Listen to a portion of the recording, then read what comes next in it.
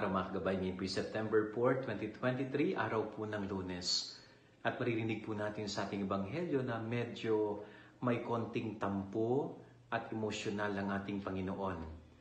Bakit? Sapagkat sa kabila ng kanyang pangangaral, sa kabila ng kanyang pagsisiwalat tungkol sa kaharian ng kanyang Ama na nasa langit, mismong ang kanyang mga kababayan ang ayaw maniwala sa kanya at ayaw siyang tanggapin. Kaya sabi ng Panginoon sa Gospel, walang propetang katanggap-tanggap sa kanyang sariling bayan.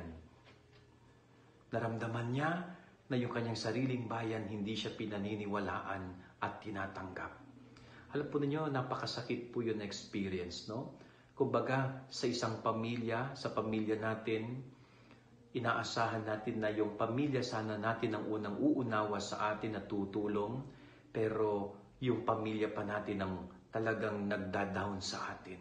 So, hindi po maganda na karanasan yun ng ating Panginoon. Pero ano pong ginawa ni Jesus? Nung ayaw siyang tanggapin sa kanyang bayan, siya ay lumipat sa iba upang doon siya ay mangaral. So, very simple lesson. Kapag ayaw tayo sa isang lugar, huwag nating isiksik ang ating sarili.